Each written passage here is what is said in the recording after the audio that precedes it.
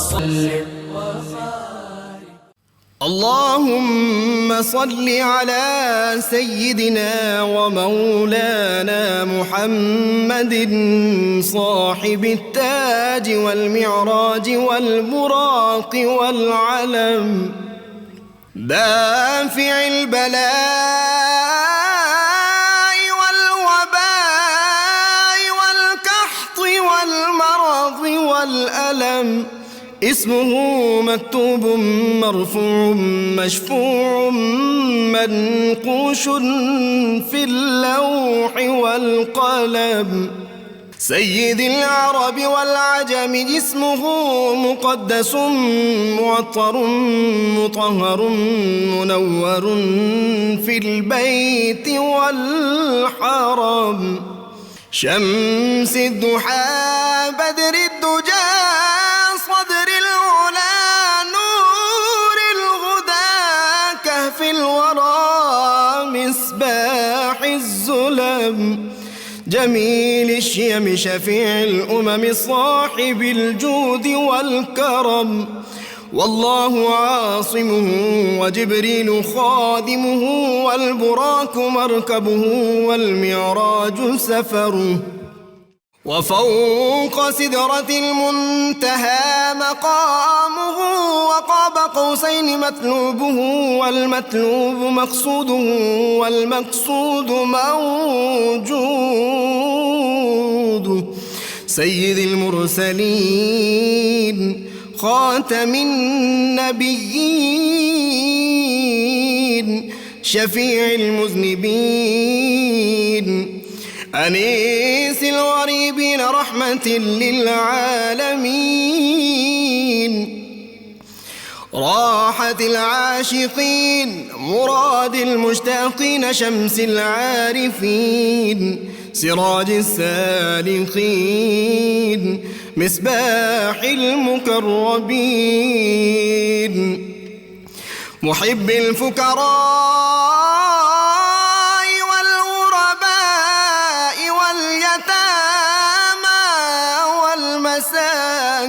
والمساكين، سيد الثقلين نبي الحرمين إمام القبلتين وسيلتنا في الدارين،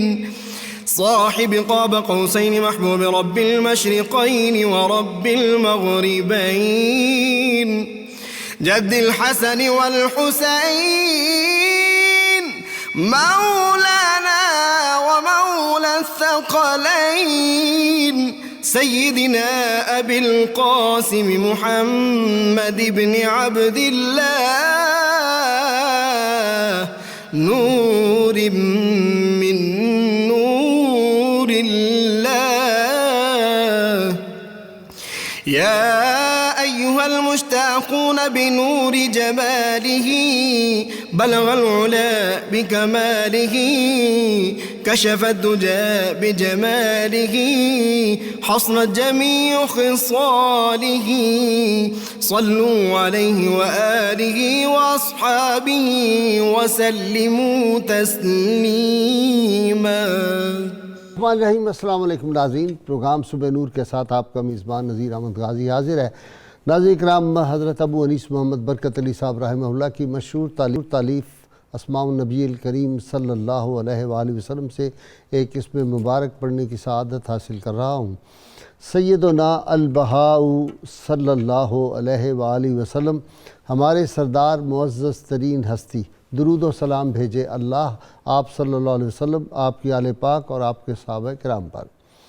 हज़रत अब्दुल्ला बिन हश्शाम रदी अल्लाह ताला बयान करते हैं कि एक मरतबा हुज़ूर नबी करीम सल्लल्लाहु अलैहि वसल्लम ने हज़रत उमर बिन ख़त्ताब रज़ी अल्लाह ताला अन्हो का हाथ थामा हुआ था। हज़रत उमर रज़ी अल्लाह ताला अन्हो ने अर्ज़ किया, या रसूल अल्लाह सल्लल्लाहु अलैहि वसल्लम, आप मुझे मेरी जान के सिवा हर एक चीज़ से ज़्यादा महबूब हैं। इस पर आप सल्लल्लाहु अलैहि वसल्लम ने फरमाया, नहीं, कसम है उस ज़ात की जिसके कब्ज़ा कुदरत में मेरी जान है, तुम उस वक्त तक मोमिन नहीं हो सकते जब तक मैं तुम्हें तुम्हारी जान से भी महबूब तर न हो जाऊँ। हज़रत उमर रज़ी अल्लाह ताला ने अर्ज़ किया, या रसूल अल्लाह सल्लल्लाहु अलैहि वसल्लम, अल्लाह रब्बुल इज़्ज़त की कसम, آپ مجھے میری جان سے بھی زیادہ محبوب ہیں۔ تو آپ صلی اللہ علیہ وسلم نے فرمایا اے عمر اب تمہاری محبت کامل ہوئی ہے۔ ناظرین اکرام، کچھ روز کے لیے میں یہاں سے غیر حاضر تھا، اور آپ کو پتہ ہے کہ شہر دل نواز میں رحمت کائنات صلی اللہ علیہ وسلم کے قدمین پاک میں حاضری رہی، اور میں یقیناً کوئی دن ایسا نہیں تھا جس دن صبح نور کے اپنے ناظرین اور سامعین کو بھولا ہوں، ہر روز آپ کا سلام عرض کرتا رہا۔ ناظرین کرام، دنیا معرفت میں نسبت کو ایک خاص اہمیت حاصل ہے۔ نسبت سے ذرے آفتاب بن جاتے ہیں، اور خاک نشین جو ہیں فلک نشین ان پہ رش کیا کرتے ہیں۔ پاکوں کی نسبت جو ہے وہ یقیناً روحانی اور علمی عظمتوں کا باعث ہوا کرتی ہے، لیکن کچھ چنیدہ اور ایسے لوگ ہوتے ہیں، ایسی شخصیات ہوتی ہیں جو رب تعالیٰ کا انتخاب ہوتا ہے، اور قسام ازل ان کا انتخاب اس طرح فرماتے ہیں کہ ان کو پھر خدمت مصطفیٰ کا شرف حاصل ہونا ہوتا ہے۔ ناظرین کرام، ان کا ستارہ جب مقدر کا ستارہ چمکتا ہے تو پھر بعض اوقات وہ حبش سے ان کو اٹھا کر اور حجاز میں لے آتا ہے، اور پھر کالی رنگت والے لوگ جو ہوتے ہیں پھر سفید فام بھی ان کے رنگ پہ بھی ان کے مقام پہ بھی رش کیا کرتے ہیں۔ آج کی ہماری ممدوح ہستی یقیناً ان خوش بخت اور خوش بلند اور بلند بخت لوگوں میں سے ہے جن کو قربت مصطفیٰ بھی حاصل ہوئی، جن کو خدمت مصطفیٰ بھی حاصل ہوئی، اور اس سے بڑھ کر جن کو رحمت کونین صلی اللہ علیہ وسلم کی رضائی والدہ ہونے کا شرف حاصل ہوا۔ اللہ تعالیٰ نے ان کو ایسے مقامات عطا فرمائے ناظرین اکرام کہ ایک سپہ سالار، شوہر بھی ان کا سپہ سالار، اور ایسا سپہ سالار جس کو اللہ کے محبوب صلی اللہ علیہ وسلم نے مقرر فرمایا تھا، اور پھر ان کا بیٹا بھی سپہ سالار، اور شہید کی بیوہ اور ایک شہید کی والدہ ہونے کا شرف رہا۔ رحمت کونین صلی اللہ علیہ وسلم جب سپہ سالار تھے تو 3 غزوات تو ایسے تھے جن میں ان کو شامل ہونے کا اعزاز حاصل ہوا، اور ناظرین کرام یہ وہ ہستی تھی کہ جن کو احد میں بھی شامل ہونے کا موقع ملا، ان کو حنین کی بھی سعادت نصیب ہوئی، اور غزوہ خیبر میں بھی کہ مارکوں میں شریک رہیں، اور رحمت کونین صلی اللہ علیہ وسلم ان سے خوش مذاقی بھی فرما لیا کرتے تھے۔ اور جس خاتون کو رحمت کونین صلی اللہ علیہ وسلم اپنی والدہ فرمائیں اور کہیں کہ میرے جو اہل خانہ ہیں ان میں سے یہی اب باقی رہ گئی ہیں، ان کے شرف، ان کی عظمت کا اندازہ کون کر سکتا ہے؟ اور میں تو یہ سمجھتا ہوں کہ حضور رحمت کونین صلی اللہ علیہ وسلم کی ذات کی یہ محافظہ بھی تھیں کہ جب بچپن میں آپ صلی اللہ علیہ وسلم کی والدہ ماجدہ کا انتقال ہوا تو مدینہ سے مکہ کا سفر اللہ کے محبوب صلی اللہ علیہ وسلم کی حفاظت بھی کرتی رہیں، خدمت بھی کرتی رہیں، اور رحمت کونین صلی اللہ علیہ وسلم ان پہ کس قدر شفقت فرماتے تھے وہ سارے واقعات اور دلچسپ واقعات جو ہے وہ میرے اسکالر حضرات جو ہیں وہ آپ کے سامنے بیان کریں گے۔ اور حضور صلی اللہ علیہ وسلم کا ان سے تعلق یہ تھا کہ احد میں جب ایک بدبخت نے ان کو تیر مارا تھا، اور اس کے جواب میں رحمت کونین صلی اللہ علیہ وسلم نے خود سعد بن ابی وقاص کو تیر پکڑایا اور پھر اشارہ کیا کہ اس بدبخت کو تم تیر مارو، اور جب اس کو تیر لگ گیا تو حضور رحمت کونین صلی اللہ علیہ وسلم بہت خوش ہوئے تھے، مسکرائے تھے۔ آج اسی ہستی پاک کا ہم ذکر پاک کرتے ہیں۔ ناظرین کرام، سعادت کا تو ایک لمحہ بھی جن خوش نصیبوں کو حاصل ہو گیا حضور صلی اللہ علیہ وسلم کی ہم نشینی کا، وہ نجوم ہدایت، وہ نجم ہدایت بن جایا کرتا ہے، اور جن کو میں کہوں کہ جو ہے وہ کرنے سعادت میسر آ جائے، ان کے مقدر کا کون اندازہ کر سکتا ہے؟ یہ انہی ہستیوں میں سے ہستی ہیں حضرت ام ایمن رضی اللہ تعالی عنہا، رحمت کونین صلی اللہ علیہ وسلم کی رضائی والدہ، ساری عمر خدمت مصطفیٰ صلی اللہ علیہ وسلم بسر کی، اور یہی وجہ تھی کہ پھر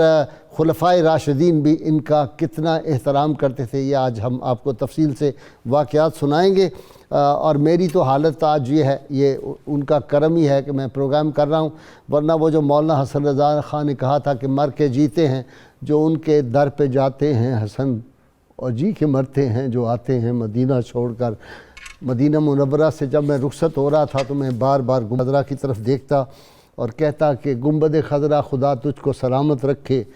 دیکھ لیتے ہیں تجھے پیاس بجھا لیتے ہیں، بس مدینہ سے لوٹنا کسی عاشق سے پوچھئے، ایسا ہے جیسے روح بدن سے گزر گئی۔ ناظرین کرام، وہ لمحات اور ان لمحات کے کیف میں ابھی تک میں تو گم ہوں۔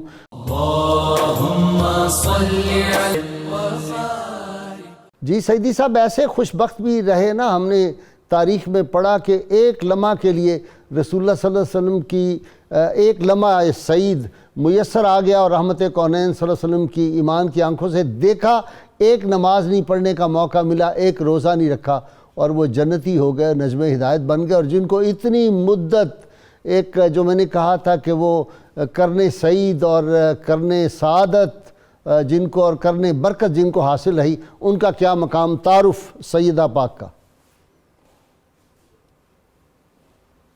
جی سیدہ ام ایمن رضی اللہ تعالیٰ عنہ کا میں نے کہا تعارف۔ بسم اللہ الرحمن الرحیم، نحمدہ ونصلی ونسلم علی رسولہ الکریم۔ محترم غازی صاحب، سب سے پہلے تو آپ کو مبارک ہو حرمین شریفین کی حاضری کی سعادت اور طواف گنبد خضرا جو نظروں سے آپ نے کیا،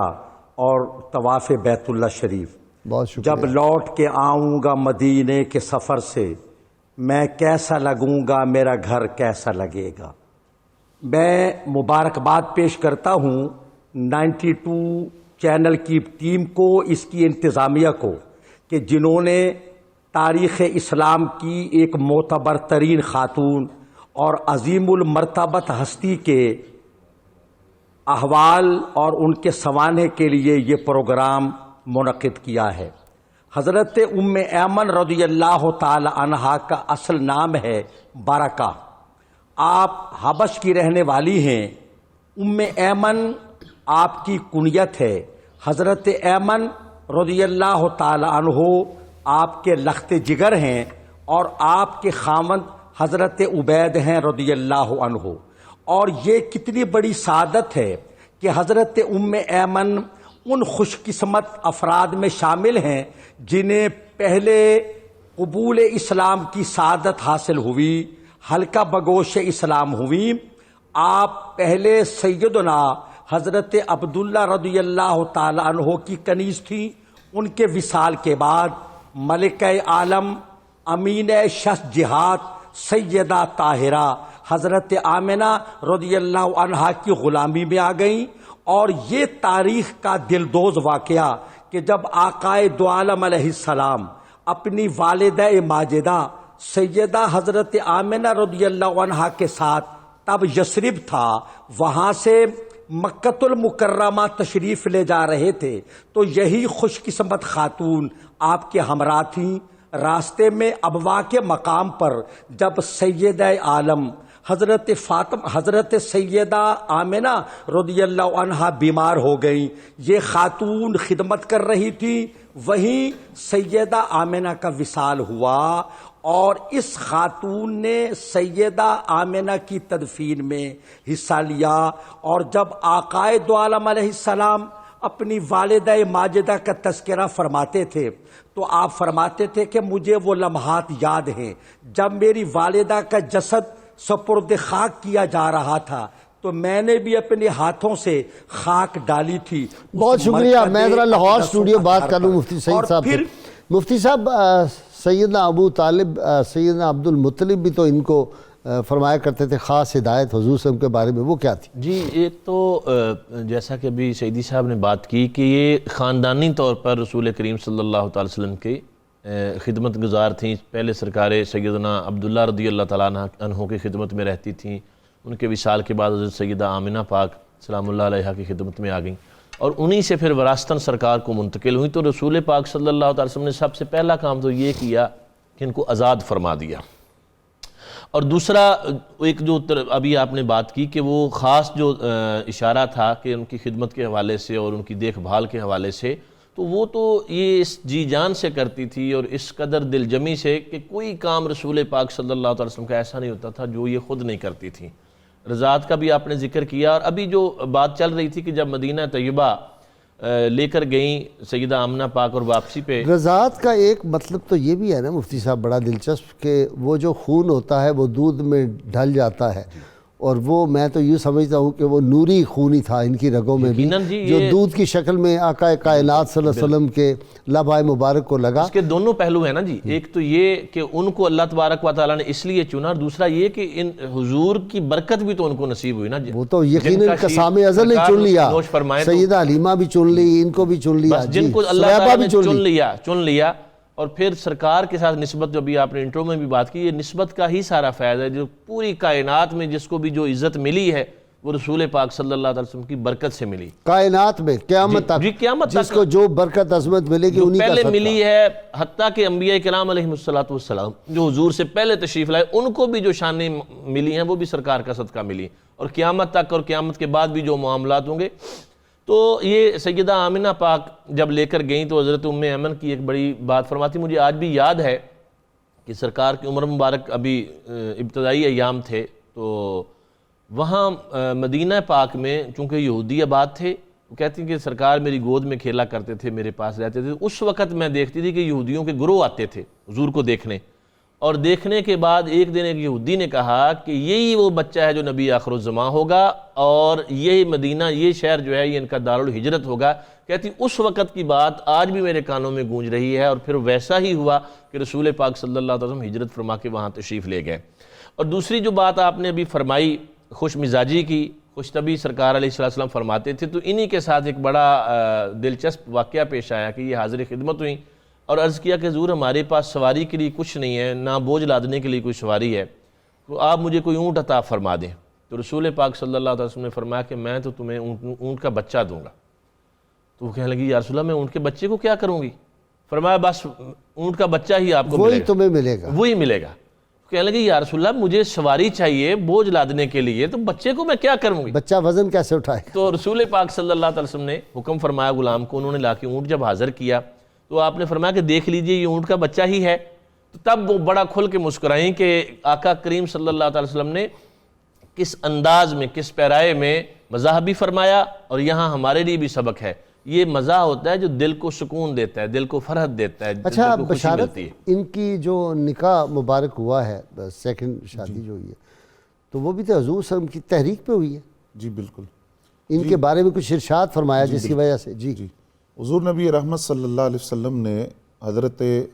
ام ایمن رضی اللہ تعالیٰ عنہ کی طرف اشارہ کر کے فرمایا کہ جو جنتی عورت سے نکاح کرنا چاہتا ہے وہ ان سے نکاح کر لے۔ اس فرمان رسول صلی اللہ علیہ وسلم کے بعد حضرت زید بن حارثہ رضی اللہ تعالیٰ عنہ، ان کا نکاح حضرت ام ایمن رضی اللہ تعالیٰ عنہ سے ہوا، اور ان کے بطن سے حضرت ام ایمن کے بطن سے حضرت اسامہ بن زید رضی اللہ تعالیٰ عنہ پیدا ہوئے۔ اس گھرانے کے ساتھ نبی علیہ السلام کی اس قدر محبت تھی، حضرت اسامہ بن زید، زید بن حارثہ، حضرت ام ایمن، پھر ان کے صاحبزادے حضرت ایمن، ان کے ساتھ نبی علیہ السلام کی بڑی محبت تھی، اور یہ خوش بخت خاندان تھا۔ نبی علیہ السلام خود ان کے گھر تشریف لے جاتے ان کی خیریت دریافت کرنے کے لیے۔ اسامہ سے رضی اللہ تعالیٰ عنہ سے جو حضور صلی اللہ علیہ وسلم کی محبتیں اور چاہتے ہیں،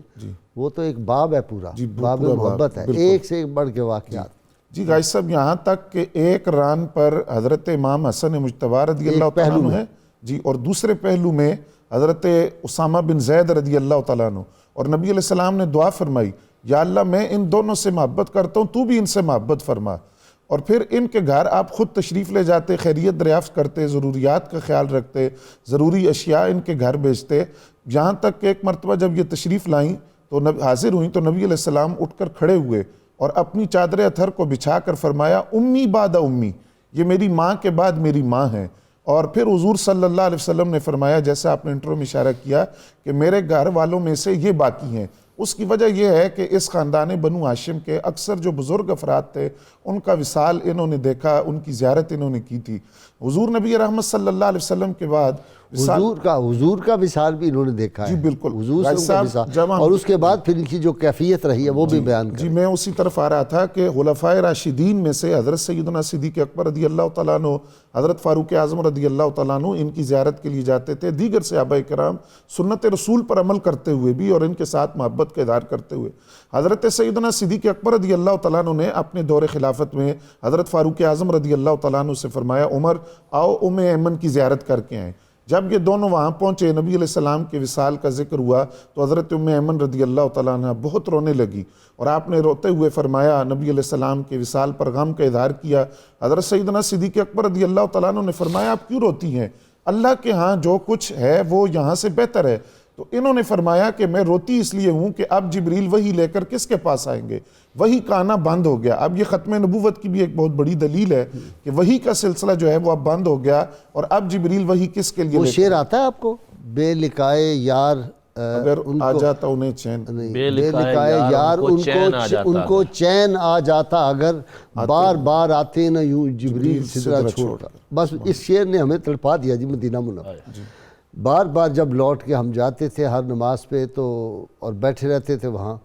تو ایک دن تو پورا میں نے حضور کے قدموں میں یہی شعر پڑھا، کوئی وظیفہ ہی نہیں پڑھا۔ بے لکائے یار ان کو چین آ جاتا اگر بار بار آتے نہ یوں جبریل سدرہ چھوڑ کر۔ جی تو غائث صاحب، حضرت ام ایمن رضی اللہ تعالیٰ عنہ، ان کو یہ بھی اعزاز حاصل ہے کہ انہوں نے 2 مرتبہ ہجرت کی ہے۔ نبی علیہ السلام جب مدینہ طیبہ تشریف لے گئے تو آپ نے زید بن حارثہ اور حضرت ابو رافع رضی اللہ تعالیٰ عنہ ان دونوں کو واپس مکہ المکرمہ بھیجا، کچھ رقم بھی دی، سواریاں دی، اور پھر حضرت عائشہ صدیقہ رضی اللہ تعالیٰ عنہ، حضرت سودا رضی اللہ تعالیٰ عنہ، خاتون جنت سیدہ کائنات سلام اللہ علیہا، حضرت اسامہ بن زید، حضرت ام ایمن، یہ قافلہ یہ سارا پھر مدینہ طیبہ روانہ ہوا، اور ان کے ساتھ حضور کی محبت دیکھیں کہ ان سب کو وہاں حضرت نعمان بن حارثہ جو ہیں ان کے مکان میں بشارت وہ کرنے خیر جو ان کو رحمت کونین صلی اللہ علیہ وسلم کی بارگاہ میں حاصل تھا۔ جب سیدنا زید شہید ہو گئے تھے جنگ موتا میں، تو آپ صلی اللہ علیہ وسلم نے ان کی بیٹی تھی جن کو اٹھایا، اور آپ صلی اللہ علیہ وسلم بہت آپ دیدہ ہوئے، ان کو بار بار آپ چومتے تھے، تو انہوں نے کہا یا رسول اللہ مجھے لگتا ہے کہ میرے والد شہید ہو گئے، آپ مجھے اتنا پیار کر رہے ہیں، تو آپ صلی اللہ علیہ وسلم ان کو گود میں اٹھا کے لائے تھے ساتھ۔ جی غائث صاحب، حضرت ام ایمن رضی اللہ تعالیٰ عنہ اور ان کی جو گھرانہ تھا، اس کے ساتھ نبی علیہ السلام کی محبت چونکہ کئی مظاہر روایات میں موجود ہیں۔ غزوات کا ذکر آپ نے کیا، غزوہ احد میں شریک ہوئیں، وہاں یہ تیر اٹھا اٹھا کر مجاہدین کو دیتی تھی، حالانکہ وہاں روایات میں موجود ہے کہ عمر بہت زیادہ تھی آپ کی، اس کے باوجود شریک ہوئیں، جس طرح حضرت ام سلیم، حضرت ام عمارہ، حضرت عائشہ صدیقہ رضی اللہ تعالیٰ عنہ، لیکن جسم کی بڑی مضبوط تھی۔ جی بالکل، پانی پلاتی تھی، زخموں پر مرہم مٹی کرتی تھی۔ پھر غزوہ خیبر میں شریک ہوئیں، وہاں حضور صلی اللہ علیہ وسلم نے صحابیات کو جو شریک ہوئی تھی غزوہ خیبر میں یمنی چادریں اور کچھ دراہم تحفے میں دیے۔ حضور صلی اللہ علیہ وسلم کے دست کرم سے وہ طائف وصول کرنے والوں میں حضرت ام ایمن رضی اللہ تعالیٰ عنہ بھی شامل تھی۔ میں یہاں حضرت اسامہ بن زید رضی اللہ تعالیٰ عنہ کی اپنی والدہ کے ساتھ محبت کا ایک واقعہ عرض کرنا چاہوں گا۔ حضرت عثمان غنی رضی اللہ تعالیٰ عنہ کے دور میں ان کا وصال ہوا، اس دور کے اندر کھجوروں کے جو درخت تھے ان کی قیمت بہت زیادہ ہو گئی، بہت مہنگی ہو گئی کھجوریں مارکیٹ کے اندر۔ تو اس موقع پر حضرت اسامہ بن زید نے کھجور کے ایک درخت کاٹ دیا، لوگوں نے بڑا تعجب کیا۔ نہیں کاٹا نہیں تھا، وہ اس کی جو جڑ تھی نیچے سے اس کا گدا نکالا تھا، تو ظاہر اس سے درخت کو نقصان ہوتا ہے۔ تو وہ لوگوں نے اس پر تعجب کا اظہار کیا کہ اس وقت جب کھجوروں کی قیمت بہت زیادہ ہے، اور تو آپ نے اس وقت جو درخت کا جو جڑ تھی وہ کاٹ دی، تو آپ نے فرمایا کہ میری والدہ کو یہ جو گدا ہے بہت پسند ہے، وہ اگر حکم کرتی تو میں اور درخت بھی کاٹ دیتا۔ تو حضرت اسامہ بن زید رضی اللہ تعالیٰ عنہ کی اپنی والدہ کے ساتھ محبت کہ وہ اگر مجھے حکم دیتی تو میں اس سے بڑھ کر کرتا، تو ان کی چونکہ رضا تھی، ان کی پسندیدہ چیز ہے، تو یہ درخت میں نے ان کی محبت پہ قربان کیا۔ دوسری بات، نبی علیہ السلام کا ان کی زیارت کے لیے جانا یہ ایک نسبتوں کا تعلق بھی ہے، اور پھر ایک پیغام بھی تھا کہ جو خاندان کے لوگ ہوتے ہیں جن کے ساتھ محبت کا ایک رشتہ ہوتا ہے، اس تعلق کو توڑنا نہیں چاہیے۔ ابو بکر موصلی رحمۃ اللہ علیہ 12 سال حضرت سیدہ زینب بنت علی کے مزار پر حاضری دیتے رہے۔ وہ فرماتے ہیں ایک دن جب میں حاضر ہوا تو میں اندر نہیں جاتا تھا، باہر دروازے پر حاضری دے کر آ جاتا۔ تو ایک دن خواب میں تشریف لائیں حضرت سیدہ زینب بنت علی سلام اللہ علیہ، آپ نے مجھے فرمایا کہ میرے بیٹے اللہ تیرے شرم و حیا اور ادب کو اور زیادہ کرے۔ تم جانتے ہو کہ نبی علیہ السلام حضرت ام ایمن کی زیارت کے لیے جایا کرتے تھے۔ یہاں بڑا پر لطف نقطہ جو ہے وہ محدثین نے لکھا اور سیرت نگاروں نے، وہ کہتے ہیں کہ وہ تو حاضری دے رہے تھے مزار پر، اور حضرت سیدہ زینب بنت علی جس چیز کی طرف اشارہ کر رہی تھی تو حضور تو ان کی حیات طیبہ میں جاتے تھے، تو یہ اشارہ تھا اس بات کی طرف کہ مزار پہ آنا اسی طرح ہے جس طرح کوئی شخص کسی کی زندگی میں اس کے پاس جا کر اس سے ملاقات کرتا ہے۔ جی سیدی صاحب، جب آپ رحمت کونین صلی اللہ علیہ وسلم فتح مکہ کے موقع پر داخل ہوئے ہیں کعبۃ اللہ میں، تو آپ کو پتہ ہے نا سیدنا بلال تھے آپ کے ساتھ، اور ایک جو تھے وہ اسامہ بن زید تھے، اور خطبہ اب جو تھا حجۃ الوداع کے موقع پر بھی وہ جو قافلہ لیٹ ہو گیا تھا، آپ کے ذہن میں ہوگا، یعنی اس خاندان سے محبت کی بات کر رہا ہوں۔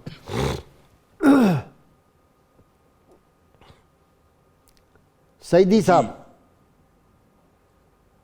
آواز جاری؟ جی حضرت اسامہ بن زید رضی اللہ تعالیٰ عنہ سے تو سرکار بڑی محبت فرماتے تھے۔ اچھا پھر یہ اتفاق دیکھیں، حضرت بلال حبشی کا تذکر آپ نے فرمایا، وہ بھی حبشی ہیں، اور حضرت ام ایمن رضی اللہ تعالیٰ عنہا بھی حبش سے آپ کا تعلق ہے۔ ایک موقع پر جب ایک شخص نے کسی دوسرے کو کہا اے کالی ماں کے بیٹے، تو چہرہ نبوت پر جلال آیا اور فرمایا یہ کیا عہد جاہلیت کی باتیں لے کر بیٹھے ہو؟ محمد عربی علیہ السلام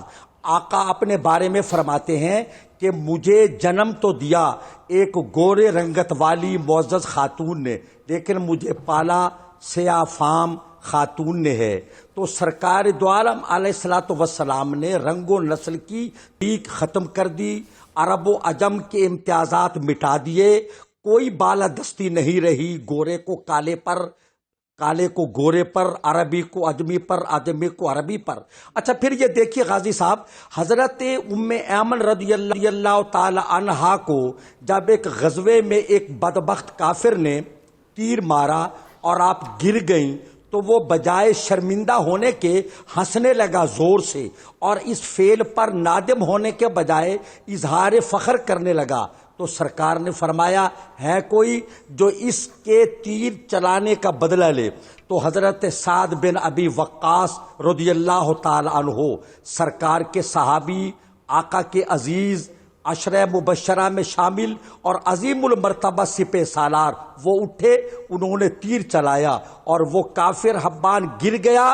حضرت سرکار بہت خوش ہوئے اور اس فعل سعد بن ابی وقاص پر اظہار مسرت فرمایا۔ جی مفتی سعید صاحب کی طرف آ رہا ہوں۔ جی مفتی صاحب، وہ کیا ہے قیافہ شناس والی بات کہ کسی نے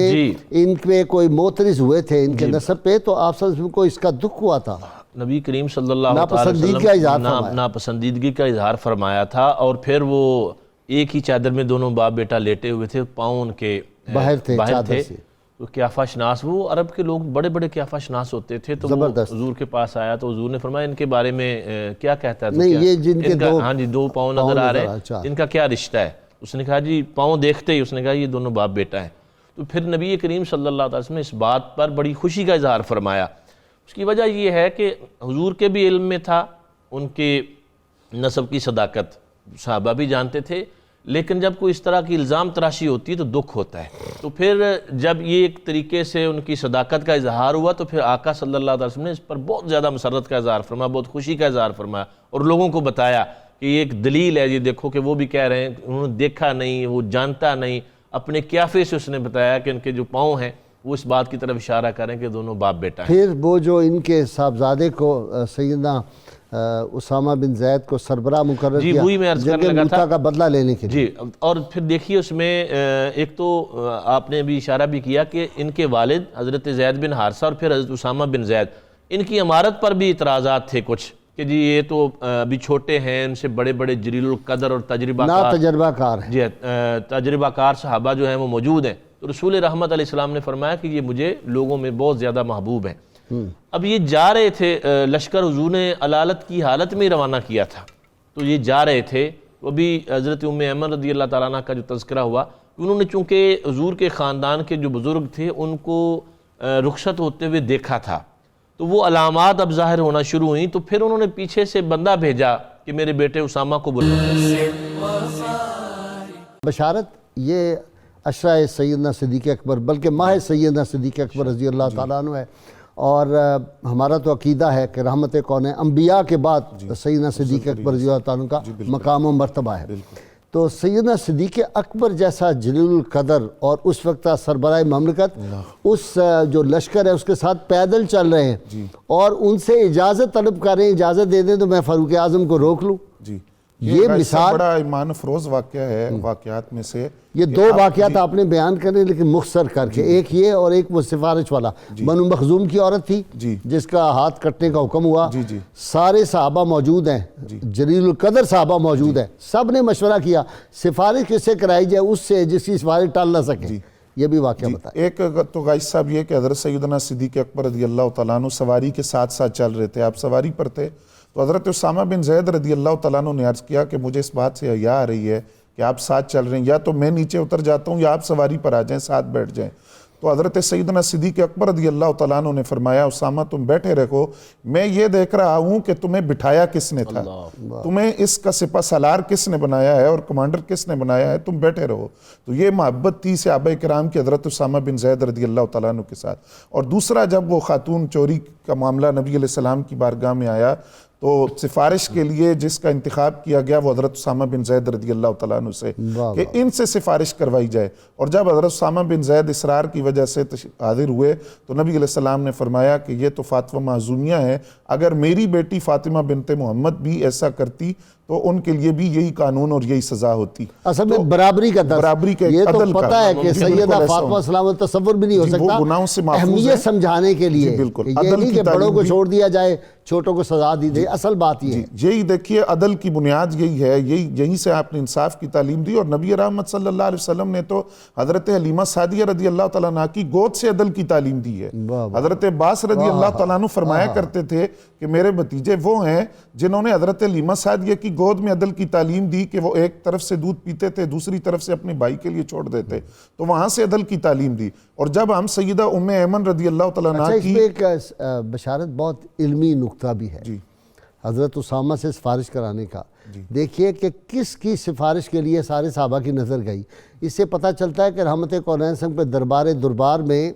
رنگ, نسل, بڑا خاندان, چھوٹا خاندان یہ نہیں دیکھا جاتا تھا, وہ دیکھا جاتا تھا کہ رسول اللہ صلی اللہ علیہ وسلم کے قریب کون ہے, غلاموں کو کتنی اہمیت دے دی ہے. جی غائز صاحب اس میں دیکھیے یہ بات بھی ہے کہ جتنے حضرات جو یمن سے, حبش سے, روم سے آئے تھے ان کو نبی علیہ السلام نے ایسے ایسے اعزازات دیے. حضرت سلمان فارسی کے بارے میں فرمایا یہ میرے اہل بیت سے ہیں, ان کو بھی. اور حضرت بلال حبشی رضی اللہ تعالیٰ عنہ کو کعبۃ اللہ کی چھت پر کھڑے ہو کر اذان دینے کو حکم دیا. صہیب رومی رضی اللہ تعالیٰ عنہ جب حاضر ہوئے, روم سے تھے لیکن جب حاضر ہوئے تو نبی علیہ السلام نے ان کا استقبال کیا اور فرمایا مجھے جبریل نے خبر دی ہے تم ایسی تجارت کر کے آئے ہو جس میں نفع ہی نفع ہے. تو ان تمام پھر حضرت ام ایمن, اسامہ بن زید, صہیب سارا کچھ انہوں نے چھین لیا تھا نا,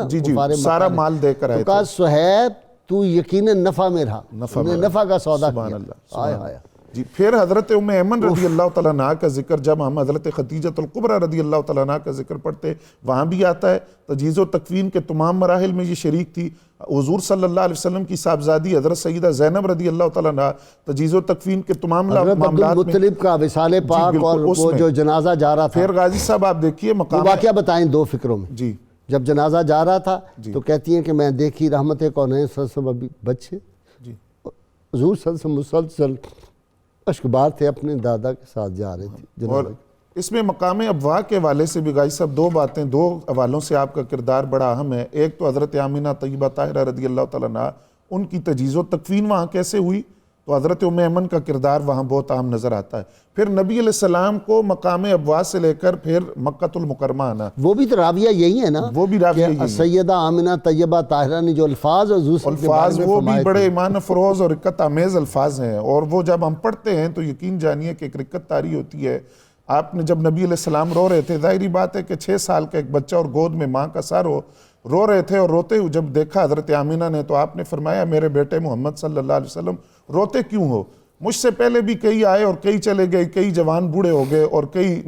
نئی چیزیں پرانی ہو گئی, میں بھی دنیا سے جا رہی ہوں لیکن اس اطمینان کے ساتھ جا رہی ہوں کہ میں نے ایسا طیب اور طاہر بیٹا کائنات کو دیا ہے, جب تک اس بیٹے کا ذکر ہوگا اس ماں کا ذکر بھی ہوتا رہے گا. آفتاب بن کے چمکو گے تم دنیا میں. بعد روایات کے اندر یہ ذکر ہے کہ حضرت سیدہ ام ایمن رضی اللہ تعالیٰ عنہ کو وصیت کی حضرت آمینہ طیبہ طاہرہ نے کہ میرے بیٹے کا خیال اس طرح کرنا جس طرح میں نے ان کا خیال کیا تھا, ان کے لباس کا, ان کے خوراک کا. اور حقیقت یہ ہے کہ سیدہ ام ایمن نے ماں بن کر دکھایا, اسی لیے تو زبان رسالت سے امی بعد امی کا خطاب دیا گیا. کوئی اور حدیث پاک اگر ذہن میں ہو, ایک انہوں نے بیان فرمائی روٹی والی. حضرت خاتون جنت رضی اللہ تعالیٰ عنہ کا جب نکاح ہوا تو اس موقع پر بھی آپ شریک تھیں, تمام معاملات میں آپ کو ذمہ داری دی گئی، اور پھر حضرت علی المرتضیٰ کے گھر تک جو رخصتی کا مرحلہ تھا اس میں بھی آپ شریک تھی۔ وہاں جب ایک خاندان کی شادی آپ نے دیکھی جس پر بہت سارے چھوارے یا اس طرح چیزیں لٹائی گئیں، تو آپ نے عرض کہ یا رسول اللہ صلی اللہ علیہ وسلم یہ یہاں بہت سارا سامان لٹایا جا رہا ہے شادی پر، تو حضرت خاتون جنت کی شادی پر ایسا نہیں ہوا، مجھے اس بات کا دکھ ہے کہ وہ اس طرح شادی پر یہ چیزیں نہیں تھی۔ وہاں نبی علیہ السلام نے ان سے فرمایا کہ اے ام ایمن پریشان نہ ہو، کیونکہ خاتون جنت کی شادی پر جو کچھ میں نے دیکھا ہے وہ اور کسی نے نہیں دیکھا، کہ وہ شادی تو پہلے آسمانوں پر ہو چکی تھی اور فرشتوں کی بارات اس شادی میں شریک تھی، اور جنت کے اندر اس شادی کی شجر طوبہ سے جی بالکل وہ جو ہیرے جواہرات وہ لٹائے جا رہے، قیامت تک لٹائے جاتے رہے، قیامت تک۔ اور اس شادی کے بارے میں آپ نے فرمایا کہ اس شادی میں جو فرشتے شریک ہوئے اور آسمان پر خوشیاں منائی گئی اس شادی کی، تو اللہ تعالیٰ نے میری بیٹی کی شادی کے موقع پر جس طرح فرشتوں کے ذریعے خوشی کا اظہار کیا ہے کہ اس کے باراتی بھی فرشتے تھے اور ساتھ چل رہے تھے فرشتے، تو فرمایا کہ یہ خوشی جو ہے اس خوشی سے بڑھ کر ہے، اور وہ سامان راحت جو اللہ نے اس نکاح کے رخصتی کے موقع پر دیا وہ اس سے بہت بہتر ہے۔ تو یہ بات غازی صاحب حضرت ام ایمن رضی اللہ تعالیٰ عنہ کے ساتھ محبت سے یہ بات بھی پتہ چلی نسبت کے حوالے سے کہ رنگ، نسل، زبان، قبیلے کا فرق وہاں مٹ گیا، وہاں دلوں کی محبت دیکھی گئی کہ حضرت بلال حبشی آئے تو حضرت فاروق اعظم رضی اللہ تعالیٰ عنہ ان کو ہمارے سردار کہہ کر مخاطب کرے، مصطفیٰ کے پہلے پہلے پیار کی باتیں کریں، سید کونین کی باتیں کریں اور مصطفیٰ کے پہلے پہلے پیار کی باتیں کریں۔ ابھی علامہ بشارت صاحب نے ایک بڑی پیاری بات کی، اس سے مجھے ایک نکتہ ذہن میں آیا، ایک نہیں ساری باتیں پیاری، میں جو نکتہ بیان کر لوں اس سے، ویسے تو ماشاءاللہ سرکار اور آل پاک صحاب اور آپ کے خدام کا ذکر ہو تو وہ تو ہر لمحہ، کہ حضرت اسامہ بن زید رضی اللہ تعالیٰ عنہ کے لیے جو حضرت صدیق اکبر نے فرمایا کہ میں یہ دیکھ رہا ہوں کہ تمہیں بٹھایا کس نے، اب یہ دیکھنے والی بات تو ہے کہ حضرت اکبر کو مسلح پہ کس نے کھڑا کیا ہے، ان کو خلافت اور پھر یہ امامت کس نے سونپی ہے۔ تو جب حضرت صدیق اکبر رضی اللہ تعالیٰ عنہ حضرت اسامہ جو غلام تھے یعنی حبشہ سے آئے ہوئے، تو ان کی اتنی تکریم کر رہے ہیں، تو ان کی بات کے بارے میں اس قدر وہ حساس ہیں، تو ہمیں بھی تو سوچنا چاہیے کہ حضرت صدیق اکبر رضی اللہ تعالیٰ عنہ کے بارے میں بعض لوگ ایسے بے احتیاطی کرتے ہیں اور زبان درازی کرتے ہیں، اس طرح کے جملے بولتے ہیں کہ ان کے دربار میں انصاف نہیں تھا ملتا۔ سیدنا علی المرتضیٰ شیر خدا کا ارشاد کہ جو سیدنا صدیق اکبر اور عمر فاروق کے بارے میں بغض رکھتا ہے اس سینے میں میری محبت نہیں ہو سکتی، بالکل، اور مولا یہ علی ان کو فرمایا کہ میرے پاس جنت کا ٹکٹ ہوگا قیامت کے روز اور اس کو دوں گا جو صدیق اکبر آپ کا احترام اور عزت کرتا یہ تو ہوگا۔ بڑی تھوڑا سا میں عرض کروں، نبی پاک صلی اللہ علیہ وسلم کے یہ دونوں جو پیارے صحابی تھے، ان کی محبت کا یہ عالم تھا کہ حضرت سرکار سیدنا صدیق اکبر رضی اللہ تعالیٰ عنہ نے مولا مرتضیٰ کی طرف دیکھ کر مسکرانا شروع کر دی، تو پوچھا کہ آپ کیوں مسکرا رہے ہیں؟ کہا جی اس لیے مسکرا رہا ہوں کہ میں نے حضور سے سنا کہ جنت میں وہ شخص جائے گا کہ جس کے پاسپورٹ پہ مور علی لگائیں گے، تو وہ آگے سے مسکرانے لگا۔ کہا آپ کیوں مسکرا رہے ہیں؟ کہا مجھے حضور نے فرمایا تھا کہ مور اسی کے پاسپورٹ پہ لگے گی جس کے دل میں صدیق کی محبت ہوگی۔ اور اکیلے راوی ہیں کہ علی کے چہرے کو دیکھنا عبادت ہے، اگر محبت نہ ہوتی تو اس حدیث کو چھپا جاتے ہیں۔ اس میں ایک لطف کی بات اور بھی ہے کہ اس کی ایک راویہ سیدہ عائشہ صدیقہ رضی اللہ تعالیٰ عنہ بھی ہیں، یعنی باپ اور بیٹی دونوں۔ باپ نے بیٹی کو بتایا نا جی، اصل راوی تو وہ ہیں، اگر ان کے محبت نہ ہوتی تو اتنی بڑی بات کیا جاتی۔ میں تو یہاں تک عرض کرتا ہوں کہ مولا علی شیر خدا رضی اللہ تعالیٰ عنہ نے قسم کھا کر یہ ارشاد فرمایا کہ صدیق کو صدیق آسمانوں سے عطا کیا گیا یہ نام صدیق، تو یہ وہاں تو محبت کا یہ عالم ہے کہ ایک دوسرے کی تعریفیں ہوتی ہیں، ایک دوسرے کے لیے جگہ خالی کی جاتی ہے اور احترام اور پیار کا رشتہ ہے۔ جی بہت شکریہ جی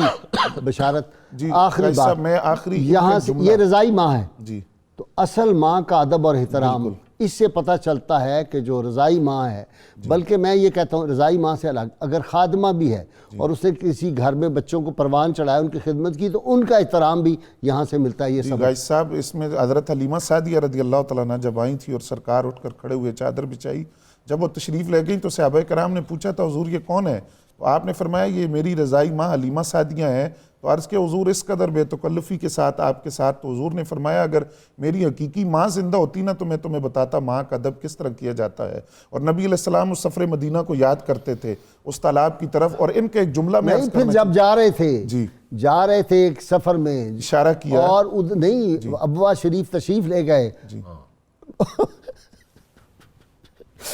اور سیدہ آمنہ کی قبر انور سے لپٹ کے حضور جو پھر روئے ہیں، اور آپ نے وہ کہا مجھے وہ سارے منظر یاد آتے ہیں۔ بالکل آپ اس پانی کے تالاب کی طرف اشارہ کر کے فرماتے یہاں میری ماں نے مجھے نہلایا تھا، یہاں میں اپنے دوست کے ساتھ کھیلا کرتا تھا، بالکل حضور صلی اللہ علیہ وسلم کو یاد تھا۔ ایک جملہ آخری آپ کا عرض کروں گا، حضرت عمر فاروق رضی اللہ تعالیٰ عنہ کے وصال پر آپ نے کہا تھا حضرت سیدہ ام ایمن نے آج اسلام کمزور ہو گیا۔ آپ کا بہت شکریہ جی مفتی صاحب، آپ کا بھی، سعیدی صاحب آپ کا بھی بہت شکریہ۔ ناظرین کرام، کتاب الشفا سے یہ دل کی تیز دھڑکن کا علاج ہے جی۔ اگر کسی شخص کے دل کی دھڑکن تیز ہو تو کوئی دوسرا شخص 3 بار سورہ رحمان پڑھ کر پانی پر دم کرے اور وہ پانی مریض کو پلائیں، اور یہ عمل 6 دن تک جاری رکھیں۔ شرط یہ ہے بالآخر کوئی بھی درود پاک جو آپ کو آتا وہ ضرور پڑھیں۔ حضرت شاہ عبداللطیف بٹائی رحمۃ اللہ علیہ فرماتے ہیں انسان کی عظمت کا معیار یہ ہے کہ وہ کس قبیلہ سے تعلق رکھتا ہے، بلکہ انسان کی عظمت کا معیار یہ نہیں کہ وہ کس قبیلہ سے تعلق رکھتا ہے، بلکہ انسان کی عظمت کا معیار یہ ہے کہ وہ لوگوں کے کس قدر کام آتا ہے۔